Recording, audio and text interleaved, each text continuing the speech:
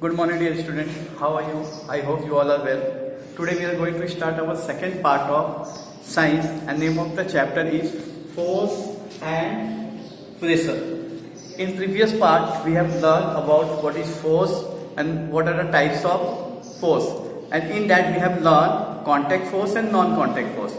Today we will learn the further of this topic. Okay.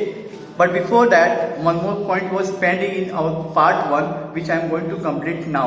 See, we have learned about the contact force and non-contact force. Okay, so in non-contact force, one point was pending, which is given in your textbook. You can see in this chart. See, here 2 empty bottle of plastic is given here, and on that a magnet is tied. तो आप देख सकते हो कि यहाँ पे 2 चुम्बक इस प्लास्टिक के बोतल पे लगा हुआ है। अगर ये दोनों प्लास्टिक के चुम्बक जो है, दोनों अगर नॉर्थ पोल और एक अगर एक साउथ पोल हो, तो दोनों एक दूसरे को क्या करेंगे? ये दोनों एक दूसरे को रिपेल करेंगे, ठीक है। लेकिन अगर ये दोनों एक दूसरे को दूर फेंकेंगे, एक दूसरे से दूर जाएंगे। लेकिन अगर मान लीजिए कि यही एक नॉर्थ हो और एक साउथ हो, तो क्या होगा? दोनों एक दूसरे के नजदीक आएंगे। तो इससे आपको क्या साबित हुआ? आपने क्या समझा कि इनके बीच में डायरेक्ट मतलब रिलेशन ना होते हुए भी ये एक दूसरे के ऊपर क्या कर रहे हैं? फोर्स डाल रहे हैं, जो कि नॉन कॉन्टैक्ट फोर्स है। ओके, तो ये एक टॉपिक जो था हमारा पेंडिंग था। Now in this part we will learn balance and unbalance force. Now what is the balance and unbalance force?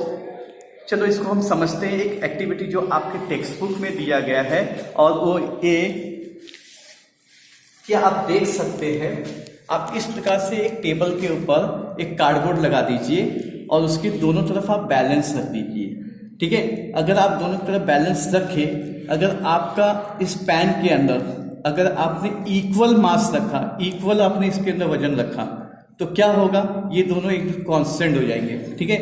लेकिन उस सिचुएशन में आप समझ के चलिए कि जिस सिचुएशन में अगर आपने यहाँ पर अधिक फोर्स रख दिया और यहाँ पे आपने कम फोर्स रख दिया, तब क्या होगा कि जो ज़्यादा जिसके अंदर मतलब वजन होगा, मास जिसका ज़्यादा होगा, वो इस तरफ झुकेगा और ये जो कार्डबोर्ड है उसकी तरफ जाएगा।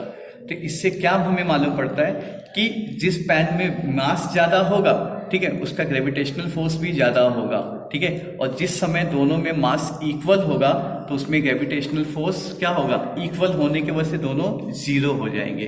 तो ऐसे फोर्स को हम क्या बोलेंगे? Balance force.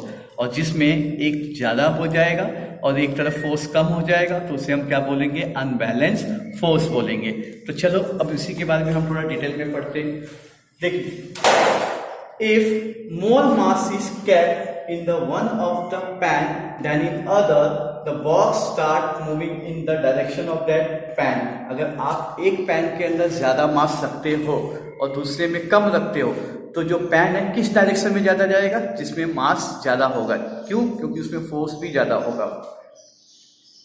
Equal gravitational force act on the both the pan when the equal mass are kept in them. अगर मानिए कि मैंने दोनों पैन में 1-1 किलो का वेट रख दिया, तो दोनों का मास क्या है? इक्वल है। तो क्या हो जाएगा? दोनों की ग्रेविटेशनल फोर्स इक्वल हो जाने की वजह से वो एकदम बैलेंस हो जाएंगे, ठीक है, और एक ही डायरेक्शन में एक ही जैसे रहेंगे वो। This means balance force act on the box with effective force equal to 0 as it is acting in the opposite direction. क्योंकि दोनों अपोजिट डायरेक्शन में जा रहे हैं, ठीक है, एक ही डायरेक्शन में, एक डायरेक्शन में, और दोनों के मास इक्वल होने के वजह से वो क्या हो जाएंगे? एकदम लेवल में। तो हम कह सकते हैं कि दोनों के बीच में क्या है? जीरो फोर्स हो, ठीक है। On the contrary, if the more mass is kept in the one pan than in the other box, they start moving in the direction of pan with more mass. और मैंने आपको जैसे बताया कि अगर आपने एक पैन के अंदर ज्यादा मास रख दिया, तो क्या होगा? जिसमें मास ज्यादा है, वो बॉक्स जो आपने ऊपर रखा था वो उसी डायरेक्शन में जाएगा, ठीक है। तो इसको हम लोग और अच्छे से एक एग्जाम्पल से समझ सकते हैं। When a children playing the tug of war pull the rope in their respective direction, if the force is more on the one side, the rope will move in that direction. आप लोग तो हमेशा खेले ही होंगे tug of war, और रस्सी का जो खेल होता है। अगर दोनों तरफ, अगर समझ लीजिए कि दो बच्चों को खड़ा किया गया है, अगर दोनों की स्ट्रेंथ एकदम सेम है, तो रस्सी क्या होगा? दोनों अपनी तरफ खींचेंगे, दोनों बराबरी पे हैं। लेकिन जरा इमेजिन कीजिए अगर मैंने एक तरफ 4 बच्चों को कर दिया और एक तरफ 2 बच्चों को कर दिया, तो नेचुरली जो 4 बच्चे हैं उनका टोटल फोर्स क्या होगा, ज़्यादा होगा, तो वो उनको अपनी तरफ खींच देंगे। ठीक है, तो इससे भी ये साबित होता है कि फोर्स क्या होता है, फोर्स जिस डायरेक्शन में ज़्यादा होगा, बराबर, तो वर्क उसी डायरेक्शन में होगा। इसलिए बोला गया है if the force is more on the one side the rope move in that direction, कि जिस साइड भी फोर्स ज्यादा होगा वो रोप उसकी तरफ चले जाएगा। दूसरा भी आप एक एग्जाम्पल समझ सकते हो, when a big grain storage container is required to slide on the ground it become easier if 2 person push it rather than 1 person। जैसे मान लीजिए कि कोई अनाज से भरी हुई कंटेनर है, अगर उसको ग्राउंड पे क्या करना है, ढकेलना है, तो अगर एक आदमी ढकेले तो उसके अंदर से काफ़ी फोर्स लगाना पड़ेगा। लेकिन इमेजिन कीजिए अगर 2 आदमी हो गए, 3 आदमी हो गए, तो मेरे ख्याल से काम बड़ा आसान हो जाएगा। क्यों? क्योंकि 2 या 3 आदमी जब एक साथ फोर्स लगाएंगे तो वर्क और फटाफट होगा और सबको मेहनत भी कम करना पड़ेगा। क्यों? क्योंकि अब फोर्स ज़्यादा लग रहा है। ठीक है, आप ऐसे भी इमेजिन कर सकते हो कि कोई अगर अनाज से भरी हुई गोनी है, ठीक है, एक आदमी उठाए तो उसे कितना भारी लगेगा, लेकिन उसी में 2-3 आदमी अगर हाथ लगा दे तो काम क्या हो जाता है, बहुत इजी हो जाता है। क्यों? Because here the force is acting more as compare to the previous one. तो what do we understand from this example? इस एग्जाम्पल से हमको क्या समझ में आता है? If several forces are applied on an object in the same direction, a force equal to their addition act on that object। कि मान लीजिए कि कोई ऑब्जेक्ट है,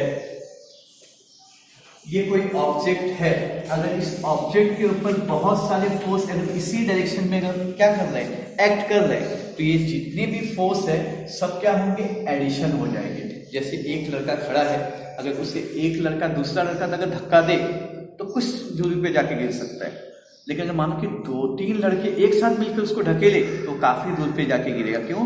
क्योंकि वहां पे सबका फोर्स क्या हो गया, एक साथ कंबाइन हो गया। ठीक है, तो इसका मतलब कि एक ही ऑब्जेक्ट पे जब एक साथ बहुत सारे क्या होते हैं फोर्स जो अप्लाई किए जाते हैं तो सब उस पर एडिशन होकर के वर्क करते हैं। ठीक है, second, if 2 forces are applied on the one object in the direction opposite to each other, a force equal to their difference act on the object। जैसे मान लीजिए कोई ऑब्जेक्ट है, ठीक है, एक फोर्स इस डायरेक्शन में वर्क कर रहा है और एक फोर्स इस डायरेक्शन में वर्क कर रहा है, तो जो इसके ऊपर मतलब रिजल्ट होगा वो रिजल्ट क्या होगा, उन दोनों के बीच का डिफरेंस होगा। समझ लीजिए कि यहाँ पे 10 न्यूटन फोर्स अप्लाइड हो रहे हैं, यहाँ पे 7 न्यूटन फोर्स अप्लाइड हो रहा है, तो इसमें देखो ये क्या है, इन दोनों के बीच का डिफरेंस कितना है, 3 न्यूटन। तो 3 न्यूटन इसका क्या होगा, रिजल्टेंट होगा। ठीक है, फोर्स, और कौन इस पे ज्यादा एक्टिव होगा, 10 न्यूटन। यही बोला गया है, if 2 forces are applied on one object in the direction opposite to each other, a force equal to their difference act on the object. जो दोनों के बीच का डिफरेंस होगा वो उस पे एक्टेड होगा। Third one, a force is expressed in the magnitude and direction। a force is a vector quantity। समझिए कि मैंने यहाँ पे फोर्स लगाया और कितना फोर्स लगाया, 10 न्यूटन, और किस डायरेक्शन में लगाया, इस डायरेक्शन में। तो ये इसको मैंने वैल्यू में एक्सप्रेस किया और डायरेक्शन में भी एक्सप्रेस किया। तो जैसे यहाँ पे 10 न्यूटन क्या बता रहा है, वैल्यू, तो वैल्यू को हम बोलते हैं मैग्नीट्यूड, और ये इसका डायरेक्शन बता रहा है। तो अगर किसी भी ऑब्जेक्ट का वैल्यू भी आपको मालूम है, उसका डायरेक्शन भी मालूम है, तो हम कह सकते हैं कि वो फोर्स क्या है, वेक्टर क्वांटिटी है। इसलिए फोर्स कभी भी एक वेक्टर क्वांटिटी होता है जिसमें एक डायरेक्शन भी होता है और उसकी एक वैल्यू भी होती है।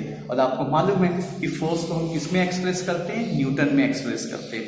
ठीक है, लास्ट टाइम मैंने आपको वीडियो में बताया था कि इसको डिस्कवर किसने किया था, इसाक न्यूटन ने। इसलिए उनके नाम से ही हम इसमें न्यूटन क्या करते हैं, इसको न्यूटन में एक्सप्रेस करते हैं हम। फिर एक पॉइंट है, when a force is applied on a stationary object is moved and its speed and direction changes। समझ लीजिए कि कोई भी अगर ऑब्जेक्ट है, ठीक है, तो उसके डायरेक्शन को, उसकी स्पीड को चेंज करने के लिए हमें क्या करना पड़ेगा, फोर्स अप्लाई करना पड़ेगा। जैसे मैंने लास्ट टाइम के एग्जांपल में बताया था कि अगर एक फुटबॉल रखा हुआ है, अगर आपको उसको मोशन में लाना है, उसकी ठीक है, तो आपको उस पर किक मारना पड़ेगा, तब वो क्या होगा, स्पीड में एक जगह से दूसरी जगह जाएगा, तो उसकी स्पीड भी बढ़ेगी और उसकी डायरेक्शन भी बढ़ेगी। Similarly a force is required to stop an object in the motion. और समझिए कि कोई ऑब्जेक्ट है जो मोशन में है, तो उसे स्टॉप करने के लिए भी फोर्स अप्लाई करना पड़ेगा। फॉर एग्जाम्पल, जब आपका कार है, कार रनिंग होता है, तो उससे रोकने के लिए आपको इंजन से क्या करना पड़ता है, ब्रेक लगा करके फोर्स अप्लाई करना पड़ता है। मतलब किसी स्टेशनरी ऑब्जेक्ट को मोशन में लाने के लिए या किसी मोशन वाले ऑब्जेक्ट को स्टेशनरी में लाने के लिए हमें दोनों समय क्या करना पड़ता है, फोर्स लगाना पड़ता है। And object changes shape due to the force. और जब भी हम किसी चीज पे फोर्स लगाते हैं तो क्या होता है, उस ऑब्जेक्ट के शेप में चेंजेस आता है। जैसे देख लीजिए example, while kneading a dough made from the flour, the dough changes its shape। जैसे आप क्या करते हो, किसी जैसे आटा है, अगर आटे को आप जैसे मारते हो, ठीक है, पानी डाल करके, तो उसके शेप में चेंजेस आता है। और जब आप उसे अपने हाथ से रोल करते हो तो फिर उसमें चेंजेस आता है। फिर आप जब उसको रोलर से आप उसको क्या करते हो, जब बेलते हो, ठीक है, तो उसके शेप में वापस चेंजेस आता है। क्यों? क्योंकि हर जगह आपने क्या लगाया, फोर्स लगाया। दूसरा एग्जाम्पल आप समझ सकते हो, पॉटर आपने देखा होगा, पॉटर जब भी पॉट बनाता है तो क्या करता है, उसको अपने हाथ से शेप देता है। और थर्ड एग्जाम्पल आप ये भी समझ सकते हो कि जैसे रबर बैंड को जब आप स्ट्रेच करते हो तो उसमें क्या होता है, फोर्स लगाने से उसके शेप में चेंजेस आता है। तो इससे बात ये साबित होती है कि किसी भी ऑब्जेक्ट में फोर्स लगाने से क्या होता है, उसकी स्पीड, उसके शेप में, ठीक है, उसके डायरेक्शन में, उसकी स्पीड में चेंजेस आती है।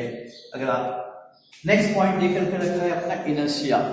इनर्शिया का मतलब क्या होता है कि अगर कोई ऑब्जेक्ट मोशन में है या स्टेशनरी में, अगर मोशन में है तो वो मोशन में ही रहेगा। अगर वो स्टेशनरी में यानी एक जगह पे है तब वो अभी तक भी एक ही जगह पे रहेगा। कब तक? जब तक उस पर कोई एक्सटर्नल फोर्स अप्लाई ना हो। जैसे अगर गाड़ी है, अगर गाड़ी कंटिन्यू चल रही है, अगर आप उस पर ब्रेक नहीं लगाओगे, ठीक है, उसके इंजन में आप पेट्रोल की सप्लाई नहीं बंद करोगे तो ऑलवेज वो क्या होगा, मोशन में ही रहेगा। अगर कोई मान लीजिए कि यहाँ पे बुक रखा हुआ है, अगर जब तक आप उसे उठाओगे नहीं तब तक वो अपनी जगह नहीं छोड़ेगा, मतलब वो उसी में कंटिन्यू रहेगा। तो ऐसे सिचुएशन को हम बोलते हैं इनर्शिया, ठीक है। तो देखो, we have seen that an object changes its state of motion due to the force, कि कोई भी ऑब्जेक्ट अपने मोशन को चेंज कब करता है, जब हम उसमें फोर्स लगाते हैं। In absence of force object activate a tendency to remain in the existing state of motion. मैंने आपको अभी बताया कि अगर आप यहाँ पे बुक रखोगे, जब तक इस पर आप एक्सटर्नली कोई फोर्स नहीं लगाओगे वो इसी स्टेट में रहेगा, वहां से कहीं जाएगा नहीं, ठीक है।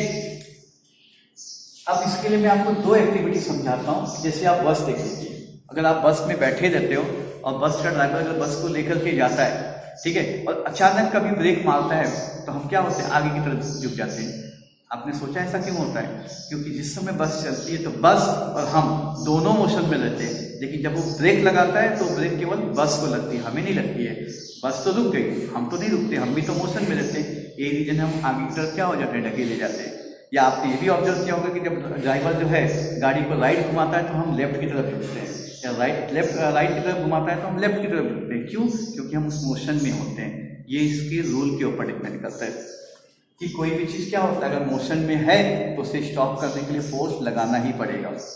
और लास्ट एक्टिविटी जो आपके बुक में देख के रखा हुआ है, ठीक है, बुक में नहीं दिया गया है तो मैं इसे समझाता हूँ कि आप जैसे देख लीजिए ग्लास है, ग्लास के ऊपर एक मतलब कार्डबोर्ड पेपर रखा हुआ है और यहाँ पे कॉइन है। अगर आप रख करके इसे एकदम स्पीड में खींचो तो कार्डबोर्ड तो हट जाएगा, लेकिन ये जो सिक्का है डायरेक्ट ग्लास में जाएगा। ऐसा क्यों? क्योंकि वो पहले से स्टेशनरी ऑब्जेक्ट में था, ठीक है। आपने इसे मोशन में किया, लेकिन क्या आपने कॉइन को मोशन में किया? नहीं। यही रीजन है कि वो डायरेक्ट वहीं से ग्लास में जाएगा। ये किसके वजह से हुआ? इनर्शिया के रूल की वजह से हुआ, ठीक है। तो आई होप कि आपको ये वीडियो समझ में आया होगा, ठीक है। तो आप एज यूजुअल इसे पढ़ेंगे, समझेंगे और जो भी इसके कंटेंट है आप क्लास वर्क के बुक में लिखेंगे और आप फ्राइडे को जैसे हम ग्रुप में भेजते हैं वैसे आप भेजेंगे। तो इसके सब्सिक्वेंट पार्ट को हम नेक्स्ट वीडियो में पढ़ेंगे। तब तक के लिए thank you very much, bye.